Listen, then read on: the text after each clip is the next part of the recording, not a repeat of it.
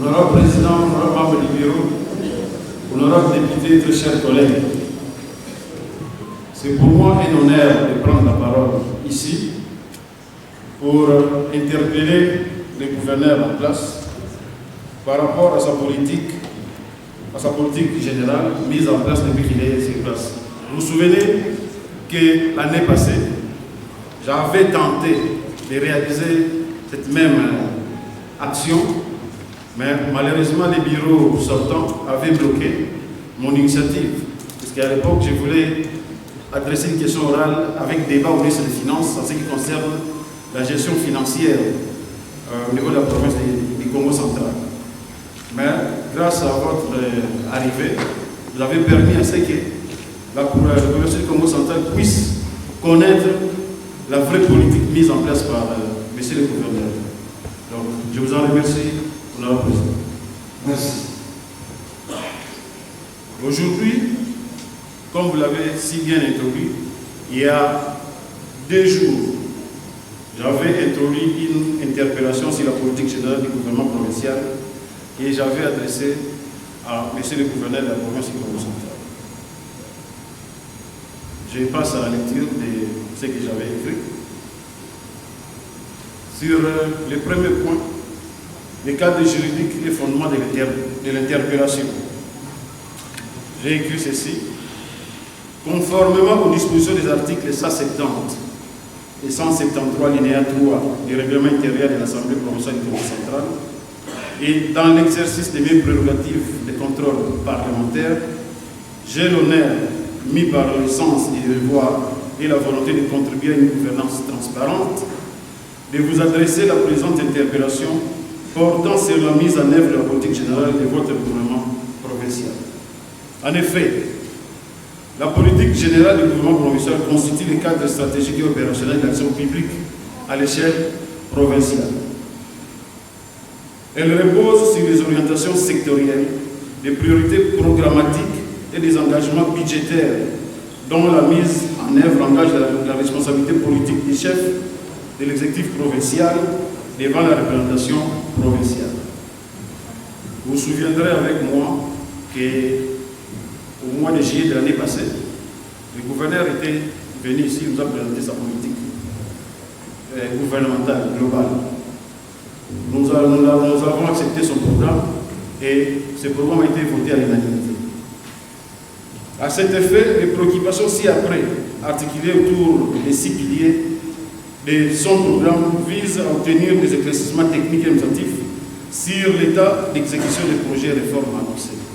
Son programme était vraiment ambitieux, de 1,5 milliard de dollars américains, si j'ai bonne mémoire. Mais à l'époque, j'avais déjà émis des critiques par rapport à ce qu'il avait étalé comme projet. J'avais dit que non, c'était trop énorme par rapport aux ressources de la province. Mais lui nous avait dit à son époque qu'il avait 40%, je crois, des ressources qui étaient présentes et les 60% devaient venir de la coopération, sinon des apports extérieurs. Raison pour laquelle je lui adresse cette question, pour qu'ensemble, avec la population présente, témoin, on puisse savoir ce qu'il a fait déjà après une année au niveau de la province. Comme préoccupation, parce que là, je suis allé partout dans tous les secteurs pratiquement. C'est une question de politique générale. Je vais commencer par les projets de construction et infrastructure. Première question, je parle de construction des stades. Dans le cadre de la continuité de l'État, il a été question de poursuivre sans désemparer les actions inachevées par le gouvernement provincial précédent qui constituent les préoccupations pour la population. C'est dans cet ordre d'idée que le programme du gouvernement provincial du Congo central prévoyait la poursuite des travaux des stades Lumumba de Matadi, Fouki d'Inkisi, dont je suis élu, et Sokol de Boum. J'ai demandé au gouverneur s'il pouvait nous présenter de manière détaillée l'état d'avancement technique et financier de chacun de ces chantiers. Par ailleurs, j'ai aussi demandé quelles étaient les raisons objectives qui expliquent le suivi apparemment et exclusif du chantier du stade de Lumumba, alors que ceux de Fouki et de Sokol semblent connaître une suspension prolongée, voire un abandon. Deuxième question, il y a des chantiers non exécutés. Plusieurs travaux lancés par les gouvernements, notamment à Goma, semblent à l'arrêt. Vous connaissez la route Saïko à Goma. Jusqu'aujourd'hui, depuis qu'on l'a lancé, il n'y a rien qui évolue. Donc, mon collègue Moutoulez ne va pas me contredire. Quelles sont les causes techniques, administratives ou financières de l'arrêt des travaux, pourtant lancés officiellement par le gouvernement à Goma, à Luosi, à Mbanzamongo et à Songolo? Je voudrais connaître tout simplement quelles en sont les causes. Pourquoi ces arrêts et pourquoi cet abandon de taxes? Troisième question. La construction du nouveau siège de l'Assemblée provinciale du Congo central. Le gouvernement a engagé la construction du nouveau siège de l'Assemblée provinciale du Congo central situé à Matadi. À ce titre, la représentation provinciale demande au gouverneur de bien vouloir fournir les éléments suivants. La procédure mise en place pour la mise à disposition du terrain et les coûts engagés, le coût total de l'œuvre ainsi que les montants décaissés à ce jour, l'état d'avancement technique et financier des travaux en cours, la procédure de passation des marchés retenue pour l'exécution de ces projets, puisqu'on apprend beaucoup d'histoire autour de ces projets, l'identité de l'établissement bancaire ayant octroyé l'emprunt de 20 millions de dollars américains destinés aux finances de ces travaux, ainsi que la liste exhaustive des autres projets principaux réalisés ou en cours de réalisation grâce à cet emprunt avec indication de leur exécution. Avant d'entrer dans la salle, on a discuté avec l'honorable Maïsa, qui est médecin de son état. Chez nous, en médecine, nous avons des standards sur le plan de la construction. On nous dit que les bâtiments de l'Assemblée provinciale, c'est qu'on apprend, c'est autour de 8 millions. Mais chez nous, en santé, avec 100 000 $, on construit un centre de santé. Donc 8 millions là représentent 80 centres de santé qu'on pouvait construire au niveau de la province du Congo central. Donc 80 centres de santé construits et équipés, à raison de 8 centres de santé par territoire. Vraiment, chers collègues, pensez-vous vraiment que c'était urgent de construire cette assemblée au moment où les soins de santé primaires au niveau de la province ont des difficultés? Honorable Président, ce sont les préoccupations et c'est ce que je demande aussi à la population de bien savoir et bien fondée de cette question. Deuxième pilier, on a parlé de l'éducation. Question 4. Gratuité de l'enseignement primaire. Les enseignants du primaire du Congo central acquisent un retard d'environ 8 mois dans la perception de la prime liée à la gratuité de l'enseignement. Quelles sont les causes administratives, budgétaires ou logistiques ayant conduit à ces retards de paiement, alors même que la gratuité de l'enseignement primaire constitue une priorité nationale? Et cette prime a été votée dans le budget exercice 2025. Qu'est-ce qui explique cet abandon des enseignants? Ils sont plus de 23 000 enseignants, donc 23 000 foyers. Nous savons très bien qu'un foyer au niveau de la province du Congo central c'est autour de 7,3 personnes. Donc 23 000 fois 7,3, à peu près 150 000 personnes sont bénéficiaires de cette prime au niveau de la province. Mais 8 mois durant, ils n'ont plus rien. Personne ne touche à cet argent. Où est cet argent? Peut-être que c'était budgétisé. On avait voté le budget ici pour les affaires. Troisième pilier, ce sont les routes et les développements agricoles. Question 5. La réhabilitation des routes et des dessertes agricoles. En date du 25 octobre, le gouverneur a procédé au lancement officiel des travaux de réhabilitation des routes et des dessertes agricoles dans la province du Congo central. Dans le cadre du suivi de cette initiative, la représentation provinciale sollicite de votre part les précisions suivantes. Par quel mécanisme juridique, financier ou logistique la province a-t-elle procédé à l'acquisition des engins remis aux autorités du territoire? Quelle procédure de passation des marchés a été appliquée pour la sélection des prestataires ou fournisseurs impliqués dans ces projets? Et quel est le linéaire, donc le nombre de kilomètres total de routes concernées par cette opération, et quelle est la structure technique ou institutionnelle chargée de la coordination et du suivi? Ce sont les travaux. Il y a une structure qui doit réaliser les travaux, mais il faut qu'il y ait aussi une structure de contrôle. On voulait savoir quelle est cette structure de contrôle qui va réaliser ces travaux. Et on peut aller plus loin. Est-ce qu'il y a eu des études de faisabilité? Est-ce qu'on a fait ces études pour lancer ces travaux ou pour acheter les engins? Mais par ma propre expérience, puisque moi aussi j'ai construit des routes chez moi, je sais que c'est la technique IMO qui est nécessaire pour les routes de dessertes agricoles. Les grands engins qu'on a vus là, on ne sait pas si ça va entrer dans quelle route, puisqu'il y a certains pour qui il faut aussi compter les tracteurs à chenilles que j'ai vus. Ils vont casser ces ponts.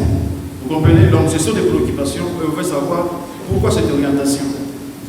En ce qui concerne la sécurité, question 6, lutte contre la criminalité. Malgré la dotation en véhicules opérationnels à la police congolaise du Congo central, l'insécurité persiste encore dans nos deux villes et du territoire. Quels sont, selon l'analyse du gouverneur, les facteurs structurels ou conjoncturels qui entravent l'efficacité des dispositifs mis en place pour lutter contre la criminalité? Il n'y a pas 3 mois, nous avons suivi les émeutes de Goma. Il y a eu mort d'homme. Vous comprenez? Donc c'est une préoccupation. Il n'y a pas que Goma. Il y a chez moi aussi à Ikisi. Il y a des groupes de Kourouna qui sont là. Certains entretenus où ils veulent se prendre en charge, mais les effectifs de police laissent à désirer dans certains territoires et certains secteurs. Nous avons effectué une mission à Kibambi dans le cadre de la lutte contre les Mokolo. Là-bas, nous avons trouvé que 5 éléments de police, et parmi les 5 éléments de police, il n'y avait qu'un seul élément qui avait une arme. Et on doit aussi se poser la question si cette arme fonctionnait. Vous comprenez? Donc, il y a des priorités partout. Partout et partout. Question 7. Toujours en ce qui concerne la sécurité. Il y a des évasions, des multiples évasions de prisonniers. Des cas récurrents d'évasion ont été enregistrés dans les établissements pénitentiaires de Boma et Kassamou. Ces incidents seraient notamment liés à la vétusté des infrastructures carcérales, à l'insuffisance des dispositifs de sécurité, ainsi qu'à la précarité alimentaire affectant la santé des détenus. Or, le programme du gouvernement prévoit explicitement la réhabilitation des prisons et la prise en charge adéquate des détenus. Pourquoi les mesures de réhabilitation des prisons et de prise en charge des détenus prévues par son programme n'ont-elles pas été mises en œuvre? En ce qui concerne la gouvernance des entités territoriales, il y a une question, la question 8. L'administration territoriale et les ETD, le programme de son gouvernement prévoit la mise en œuvre effective du décret numéro 13 par 026 du 13 juin 2013 portant octroi des statuts de ville et de communes à certaines agglomérations de la province de Congo central. Cette opérationnalisation implique la création et la mise en service de nouvelles villes et communes rurales, conformément aux orientations nationales en matière de décentralisation. Or, plus d'une année après sa prise de fonction, ce processus demeure à ce jour non entamé. Qu'en est-il concrètement? Ce sont des éléments tirés de son programme. Je n'invente rien. Axe 6, ce sont les mines. Au niveau des mines, j'ai aussi une question. C'est l'état du secteur minier. Bien que la matière relève du gouvernement central, il y a lieu de noter que la province y joue un rôle important, notamment en matière d'encadrement, de sécurité et de recettes provinciales indirectes, notamment avec les réserves artisanales. Avant de commencer, il y a eu une motion d'information qui est passée avant. Parce qu'il n'y a pas eu de visite d'encadrement au niveau des mbabs, c'est ça. Maintenant, la population a été déplorée, il n'y a pas d'eau potable, les maraîchers ne savent plus cultiver, et en fin de compte, il y a beaucoup de dégâts collatéraux qui vont s'en suivre, notamment en ce qui concerne les maladies et la malnutrition, je suppose, ainsi que les secteurs économiques et cette population, puisqu'ils ne savent plus produire les chiffons, les animaux, c'est ce que j'ai compris. Donc tout ça devrait être bien encadré par la province. À ce titre, pouvez-vous, présenter l'état des lieux actuel du secteur minier dans la province, en précisant notamment les dynamiques opérationnelles, les zones d'exploitation actives, les mécanismes d'encadrement mis en place, ainsi que les retombées économiques enregistrées au niveau provincial. Parce qu'il y a des exploitations minières. Est-ce que la province centrale en bénéficie quelque chose? Ça entre où? La DGRKC ou bien il y a une caisse spéciale? Pourriez-vous, monsieur le gouverneur aussi, éclairer la représentation provinciale sur la situation particulière du territoire de Sekebanza, comme je venais de le dire, concernant l'exploitation semi-industrielle aurifère à la société Bethel Mining Investment, détenue par le CIG chinois, car les informations en notre possession font état d'exploitation minière illégale menée en dehors du cadre légal et c'est au détriment des exploitations artisanaux et provoquant déjà la pollution du cours d'eau, comme je venais de dire, de culture, de l'environnement et des comités locaux. Les richesses minières, c'est une richesse de la population autochtone. Mais si les autochtones n'en bénéficient pas, pourquoi instaurer une exploitation? Puisque là, il y a une exploitation, au lieu que la population puisse en bénéficier, c'est le contraire qui se passe. La population en souffre. Donc les minéraux deviennent une calamité pour la population du Congo central. Il faut donner des réponses à quant à ça. Ce sont les recettes provinciales de la DGRKC. Dans le cadre du suivi de la gouvernance financière provinciale, la représentation provinciale souhaite obtenir des éclaircissements sur les points suivants. Quel est l'état actuel de la perception des recettes provinciales dans la direction générale des recettes du Congo central, tant en termes de performance que de régularité? Et quelles sont les causes structurelles ou conjoncturelles des difficultés de paiement observées au sein de cette régie financière? Et qu'est-ce qui justifie l'objectif pléthorique d'argent? Puisque les agents de la DGRKC sont en état de paiement. Qu'est-ce qui explique cela? L'État qui produisent l'argent. Lorsque les producteurs d'argent, ceux qui produisent l'argent, sont en état de paiement, qu'est-ce qui va s'en suivre? Il y aura des coulages de recettes. Ils vont se servir à la source. Vous voyez que la province a besoin d'argent pour sa politique. Qu'est-ce qui se passe? Pourquoi ils ne sont pas payés? Pourquoi l'Assemblée provinciale, dont je suis membre, acquise-t-elle un retard significatif dans le paiement de son appui budgétaire, notamment en ce qui concerne l'application du nouveau barème prévu dans les budgets en cours d'exécution?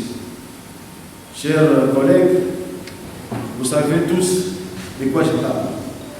Personne ne va me contredire par rapport à ceci, ainsi que les administratifs, puisque nous sommes tous victimes. À l'exécutif, on paye régulièrement, mais nous qui sommes autorités budgétaires, nous subissons des arriérés de 4, 5 mois. Qu'est-ce qui explique cela? Vous me comprenez, j'espère. Et je... Merci. Question 11.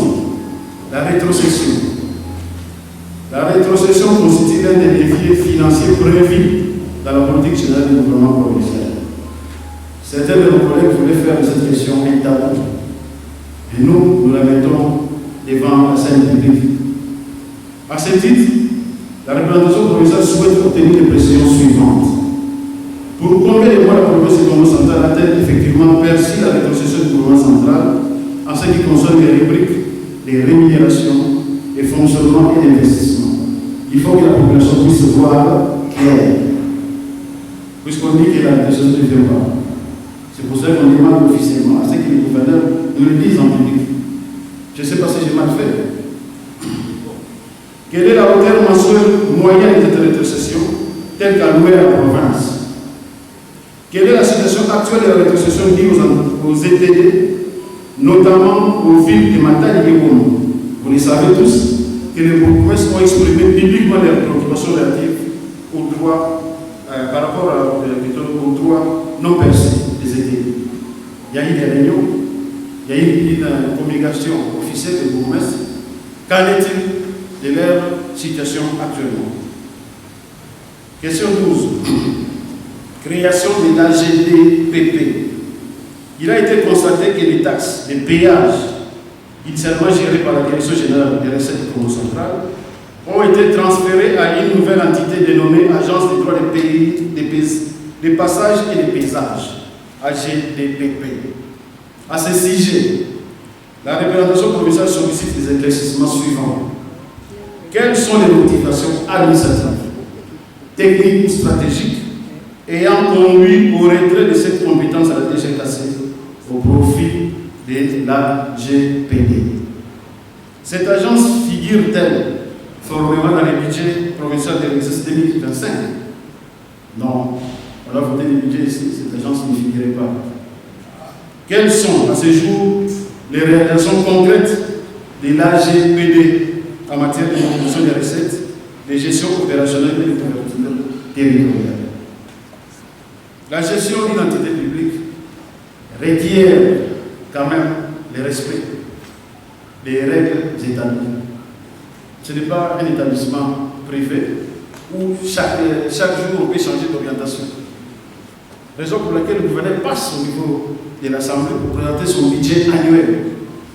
Et toutes les dépenses sont encadrées dans ce budget-là. S'il y a une nouvelle orientation, il devait solliciter peut-être un budget rectificatif et voir, mais comment est-ce que lui, il a mis la charrue devant le bœuf en créant cette agence. Raison pour laquelle je vais savoir pourquoi ça. Qu'est-ce qui boitait au niveau de la DGKC? Pourquoi avoir lui ou ses ministres ont cherché à créer la GPD? Question 13. Problématique de la route nationale numéro 1. Alors que les accidents se multiplient sur la RN1, causant la mort de plusieurs compatriotes, dont récemment celle du commissaire provincial de la police nationale congolaise, en 6 des embouteillages sans fin, causant notamment des manques à gagner pour l'économie à cause des coûts logistiques plus élevés, et une asphyxie de la ville de Matadi où nous vivons.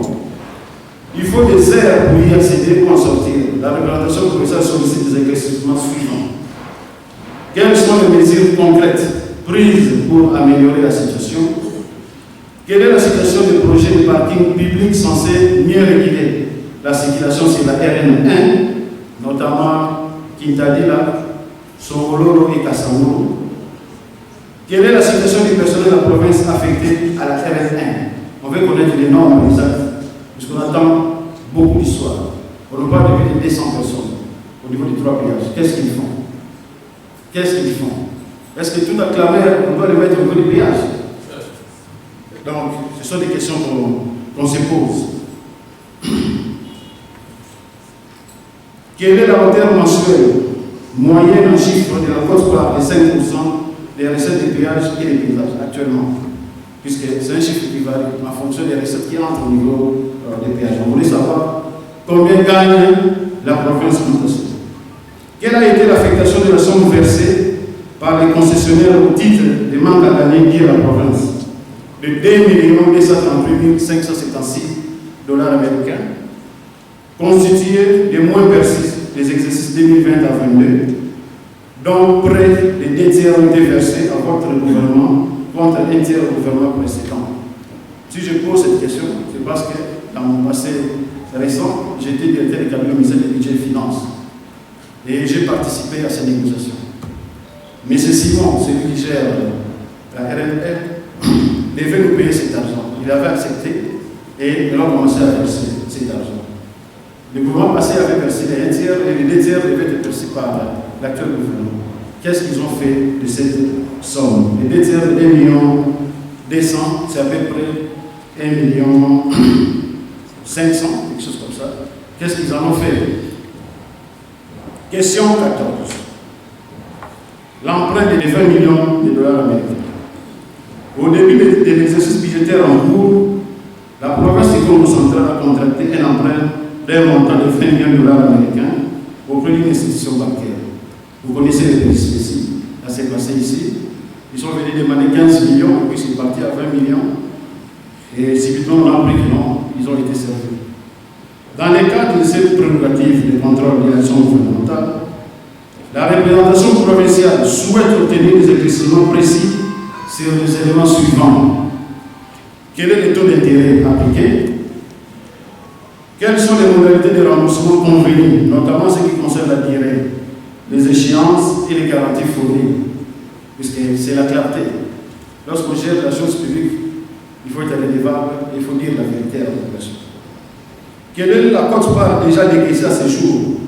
À quel projet ou dépenses spécifiques ces fonds ont-ils été effectivement affectés? Nous voulons savoir. C'est un emprunt. On a engagé la souveraineté de la province. Quel est le montant restant à percevoir dans le cadre de cet emprunt? Quels sont les projets ou programmes prévus pour bénéficier de ces sommes? Les projets retenus sont-ils tous inscrits et alignés dans le budget provincial de l'exercice 2025? On voulait savoir. Existe-t-il une étude de faisabilité ou un plan d'investissement détaillé et à motiver la décision d'emprunt? Quels sont les objectifs stratégiques poursuivis à travers cet engagement financier? Et quels mécanismes de contrôle, de suivi et d'évaluation ont été mis en place pour garantir la bonne exécution des fonds empruntés? Quel est le niveau actuel d'endettement de la province auprès des institutions financières bancaires? On voulait savoir. En dehors de 20 millions, nous savons que la province a obtenu certaines facilités dans d'autres banques. Donc, une facilité, c'est un emprunt. Donc, c'est plus de 20 millions. On voulait savoir quelle est la hauteur de cet endettement que la province a perçu. Question 15. Recours aux facilités de la trésorerie. Pouvez-vous nous retracer l'ensemble des facilités des trésoreries sollicitées par la province, en précisant les montants engagés, les banques prêteuses, ainsi que les garantissements consentis à titre de garantie? On veut savoir, on a engagé la responsabilité de notre province. Question 16. Problématique des exonérations. Alors que la province du Congo central peine à mobiliser des ressources financières, recourant aux autres effets exceptionnels tels que l'emprunt des 20 millions que je venais de parler, votre gouvernement a paradoxalement accordé des exonérations aux assujettis, affaiblissant ainsi la capacité de mobilisation des recettes. Donc, nous sommes dans une situation de précarité. Nous sommes allés emprunter de l'argent auprès des banques. Mais de l'autre côté, nous avons un levier pour renflouer nos caisses. Ce levier est mis en œuvre. On donne des exonérations. Vous comprenez? Donc, c'est vraiment les compteurs de ce que nous voulons. On veut savoir pourquoi, qui nous explique qu'est-ce qui se passe. Puisqu'avec l'argent exonéré, on pouvait, cet argent pouvait servir pour d'autres travaux. Et avec cet argent, on devait réduire même les taux de niveau d'emprunt au niveau des banques. Mais on part emprunter, on sollicite des facilités, et de l'autre côté, on donne des exonérations. Vous comprenez? Donc, c'est vraiment quelque chose qu'on ne comprend pas. On voudrait que le gouverneur puisse nous expliquer. Ainsi, la représentation provinciale souhaite obtenir des éclaircissements. Bon, c'est ça. Quelles sont les exonérations accordées? On voulait connaître les exonérations accordées aux assujettis, sur quel type de prélèvement portent-elles et quels en sont les montants et les périodes d'application. On voulait savoir. Quelle est la situation de la taxe d'essentillage, difficilement mise en place par le gouvernement provincial précédent, et quelles sont les raisons de l'allègement accordé à ces niveaux, de l'ordre de 50% du droit dit pendant 3 ans? Est-ce que c'est normal? Je pose la question à la population. Est-ce que c'est normal? Quelles sont les exonérations accordées aux assujettis concernant les péages? Nous savons qu'il y a des véhicules qui passent au niveau des péages qui ne payent pas. certains péages, d'après la documentation que j'ai, il y a des véhicules qui font 20 à 30 passages par semaine. Qu'est-ce qui explique cela? C'est un manque à gagner au niveau des péages, au niveau national et des péages au niveau de la province. On voudrait connaître pourquoi. Est-ce que ce sont des véhicules de la province ou bien ce sont des véhicules des privés qui ont cette exonération? En ce qui concerne les ressources naturelles, la quote-part des recettes des pétroliers producteurs. Au départ, puisque j'avais aussi assisté à cela, à la mise en œuvre de cette recette pétrolière, la quote-part de 4% de tous les impôts et taxes payés par les pétroliers producteurs constitue l'une des ressources financières importantes allouées à la province du Congo central par le gouvernement central conformément à la loi numéro 11/011 du 13 juillet 2011 relative aux finances publiques. À ce titre, la représentation provinciale souhaite obtenir les précisions suivantes.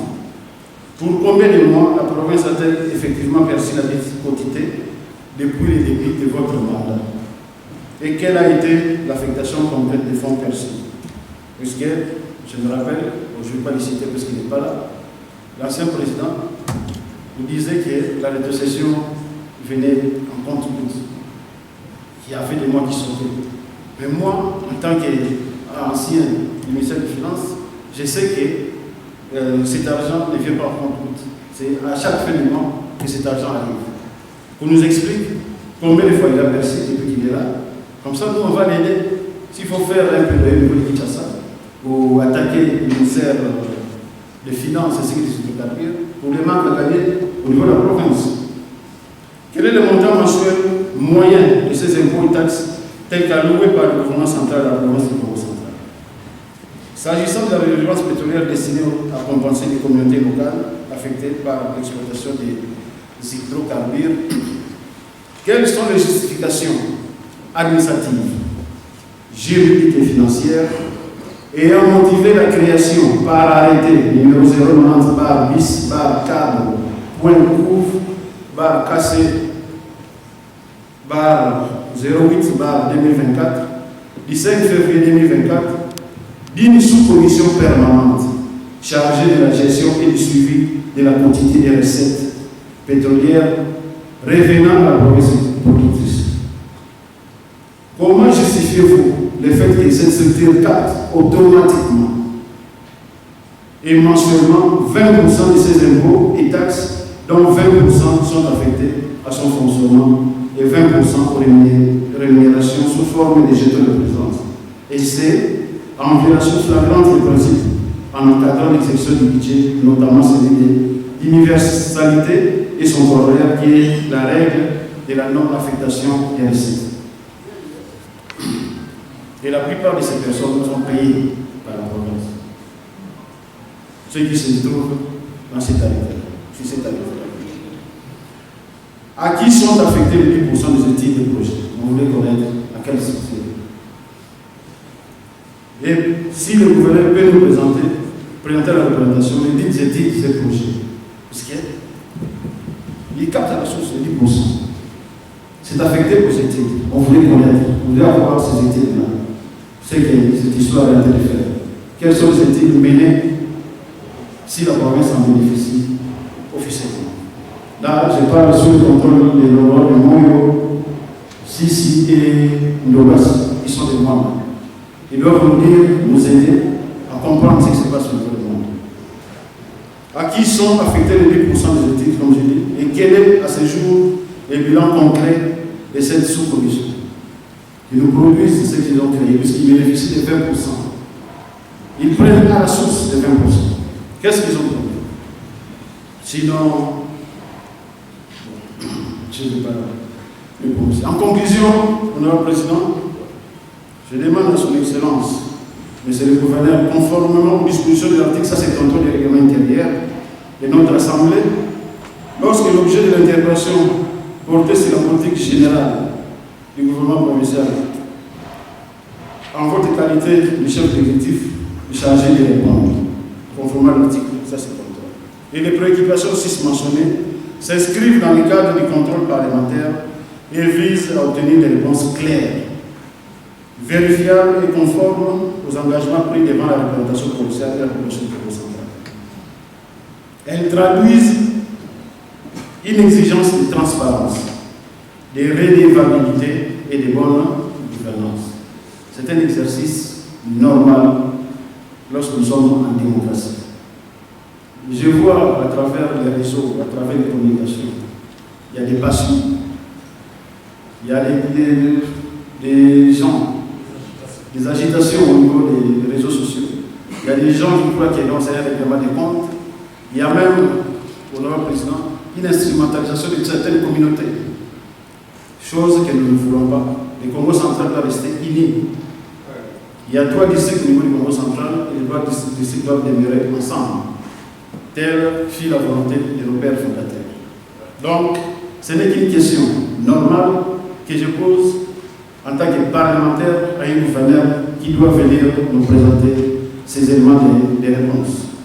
Il n'y a aucune arrière-pensée, vous le dites, mais nous voulons qu'il puisse venir en ayant le 8 jours, si bien sûr les collègues adoptent cette interpellation, pour qu'ils puissent venir nous éclairer tout simplement. C'est un exercice démocratique.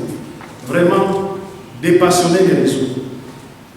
Dépassionner les réseaux, puisque ce que nous cherchons, c'est rien que le développement du Congo central. Merci pour votre présence.